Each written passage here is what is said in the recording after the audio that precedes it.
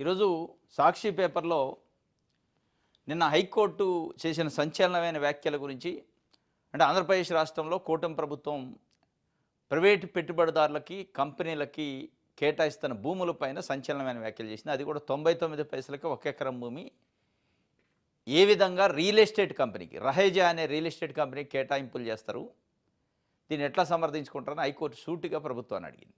దానికి సంబంధించిన వార్తనిచ్చారు. 99 పైసలకే 27 ఎకరాల 10 గుంటల భూమిని ఇచ్చారు. ఎట్లా ఇస్తారు? రహేజా కార్పుకు భూ కేటాయింపులపై హైకోర్టు విస్మయం.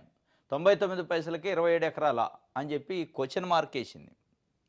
హైకోర్టు సూటిగా ఇదే అడిగింది. దానికి సంబంధించి ఒక రియల్ ఎస్టేట్ కంపెనీకి ఇంత తక్కువ ధరకు భూములు ఇచ్చేస్తారా? దరఖాస్తులు ఆహ్వానిస్తూ నోటిఫికేషన్ ఏమైనా ఇచ్చారా? ఇంత తక్కువ ధరకు భూములు ఇస్తే మిగిలిన కంపెనీలు ముందుకు రాలేదా? వస్తే ఎన్ని కంపెనీలు ముందుకు వచ్చాయి? అన్నింటికీ అవకాశం ఇవ్వకుండా ఒకే కంపెనీకి భూ కేటాయింపులు ఏమిటి? ప్రభుత్వానికి చీఫ్ జస్టిస్ బెంచ్ ప్రశ్నల వర్షం, పూర్తి వివరాలతో కౌంటర్ దాఖలు చేయాలని ఆదేశం. నిన్న పబ్లిక్ ఇంట్రెస్ట్ లిటిగేషన్ కేసుకు సంబంధించి నిన్న హీరింగ్ జరిగింది. బెంచ్ మీదకి కేసు వచ్చింది. మానవ హక్కుల కమిషన్ మాజీ chairman, society for protection of constitutional rights అని ఒక సంస్థ పెట్టిండు. దాని అధ్యక్షుడు ఆయన గోచిపాత శ్రీనివాసరావు అని. ఆయన పిటిషన్ వేసిండే, పిల్లు వేశారు. పిల్లు వేస్తే ఈ పిటిషనర్ తరపున పొన్నవోలు సుధాకర్ రెడ్డి అపియర్ అయ్యారు. అటు ప్రభుత్వం తరపున ఏజీ దమ్మాలపాటి శ్రీనివాస్ అటెండ్ అయ్యారు. మొత్తానికి దమ్మాలపాటి శ్రీనివాస్ గారు ప్రభుత్వం వైపు నుంచి చెప్పే ప్రయత్నం ఏం చేసిందంటే, ఆల్రెడీ ప్రైవేటు కంపెనీలకు భూములు కేటాయింపులకు సంబంధించి చాలా పిటిషన్స్ పెండింగ్లో ఉన్నాయి, దీన్ని కూడా దాంతో కలిపిందామన్నారు.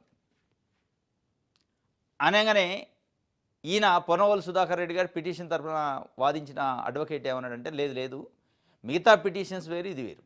ఇది ఒక రియల్ ఎస్టేట్ కంపెనీకి కేటాయింపులు చేసింది. మిగతా పిటిషన్స్, గతంలో ఉన్న పిటిషన్స్ ఐటీ కంపెనీలకు కేటాయించినాయి. సరే, ఐటీ కంపెనీలు అంటే ఉద్యోగాలు, ఉపాధి ఇస్తాయి, దానివల్ల ఆదాయం వస్తుందనే ఉద్దేశంతో ఇచ్చి ఉండొచ్చు. దానికి కొంత జస్టిఫికేషన్ అని ఉంది, కానీ దీనికి లేదు కదా. రియల్ ఎస్టేట్ చేసుకోవడానికి ప్రభుత్వ భూములు 99 పైసలకి ఇవ్వటమైంది. దానికి వితౌట్ నోటిఫికేషను, వితౌట్ అప్లికేషన్సు, ఎంతమంది వచ్చారో తెలియదు, ఎప్పుడు నోటిఫికేషన్ ఇచ్చారో తెలియదు, ఏది తెలియదు. అంటే అప్పుడు హైకోర్టు ఇన్వాల్వ్ అయింది. ఇది ఆ పిటిషన్స్తోని కలపడానికి లేదు, రహేజా అనేది ఒక రియల్ ఎస్టేట్ కంపెనీ కాదంటే, లేదు రియల్ ఎస్టేట్ కంపెనీ కాదని ఏజీ గారు అబ్జెక్షన్ చెప్తే, లేదు ఇగో జీవోలో చూడండి, జీవోలో క్లియర్గా ఉంది. అప్పుడు ఇక ఆటోమేటిక్గా హైకోర్టు ప్రశ్నల వర్షం సంధించింది ప్రభుత్వానికి. అసలు ఈ నోటిఫికేషన్ కథ ఏంది, నోటిఫికేషన్ ఎప్పుడు రిలీజ్ చేశారు, ఎంతమంది అప్లికేషన్ చేసుకున్నారు, దాంట్లో ఇంత తక్కువ ధరకి ఇస్తుంటే ఎవరు ఎందుకు రాలే, వచ్చి ఉంటే ఎవరు వచ్చారు, ఎవరెవరికి ఎంత కేటాయించారు అని సూటిగా అడిగింది. అడిగితే సమాధానం లేదు. మొత్తానికి కౌంటర్ ఏమని అయితే అడిగింది. విశాఖపట్నంలోని మధురవాడ ఐటీ హిల్లో కేవలం 99 పైసలకి 27 ఎకరాల 10 గుంటల భూమిని రహేజాకు కేటాయించడానికి సవాల్ చేస్తూ society for protection of constitutional rights సంస్థ అధ్యక్షుడు, మానవ హక్కుల కమిషన్ పూర్వ సభ్యుడు డాక్టర్ గోచిపాత శ్రీనివాసరావు హైకోర్టులో ప్రజా ప్రయోజన వ్యాజ్యం దాఖలు చేశారు. పిటిషనర్ తరపున సీనియర్ న్యాయవాది పొన్నవోలు సుధాకర్ రెడ్డి వాదనలు వినిపించారు.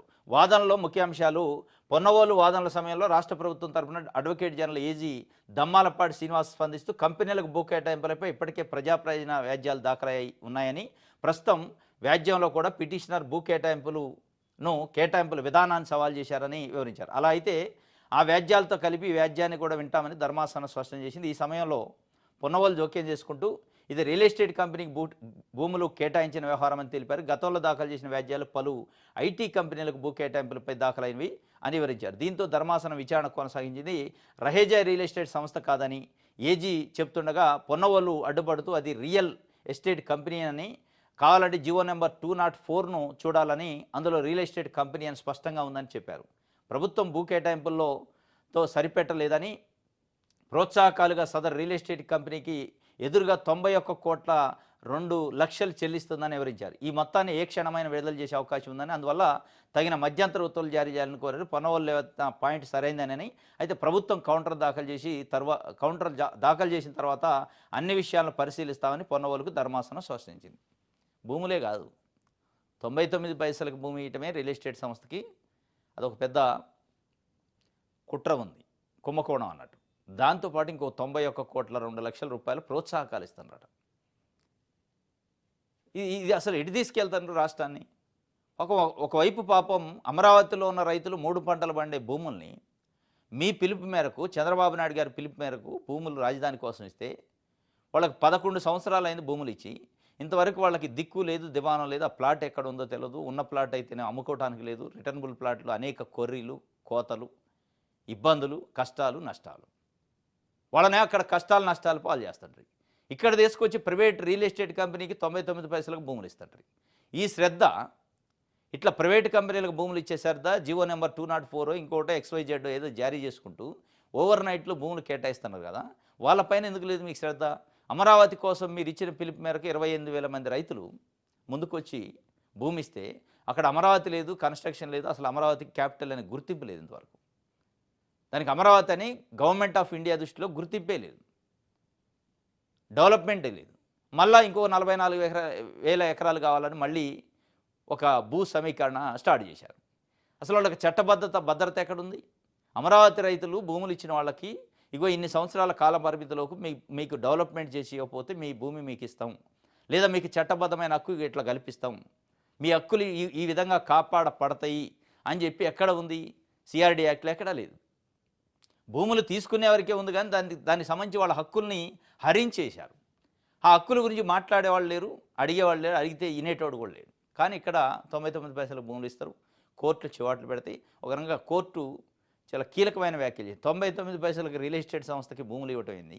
కోర్టే కాదు, ఈరోజు 5 కోట్ల మంది ఆంధ్రప్రదేశ్ ప్రజలకి పెద్ద అనుమానాలు, సందేహాలు ఉన్నాయి. దీని వెనక పెద్ద కుంభకోణం కుట్ర ఉందని, దీనికి సంబంధించి 99 పైసలకి ఇప్పటివరకు భూములు కేటాయింపులు తీరిది. కాగ్నిజెంట్ సంస్థకి 21 ఎకరాల 60 సెంట్లు, ఇంకోటి TCSకి 21 ఎకరాల 60 సెంట్లు, కాగ్నిజెంట్కి 22 ఎకరాల 19 సెంట్లు, సంవర్ధన మదర్సన్ ఇంటర్నేషనల్ అట 3 ఎకరాల 55 సెంట్లు, ANSR గ్లోబల్ కార్పొరేషన్ 10 ఎకరాల 29 సెంట్లు, రహేజా కార్పు రియల్ ఎస్టేట్ సంస్థకి 27 ఎకరాల 10 సెంట్లు 10 గుంటలు ఇట్లా కేటాయించారు ఇప్పటివరకు. నేను ఇంకా భవిష్యత్తులో ఎంతమంది కేటాయిస్తారో తెలియదు.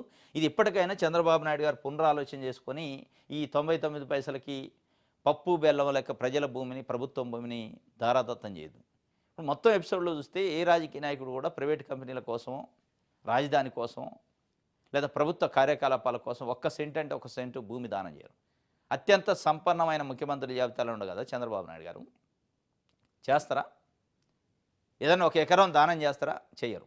మీ భూములపైకి రింగ్ రోడ్డు రావు, మీ భూములపైకి రాజధాని రాదు, మీ భూములపైకి ప్రైవేట్ కంపెనీలు పెట్టే వ్యవహారం రాదు, తప్పిస్తారు వాటిని.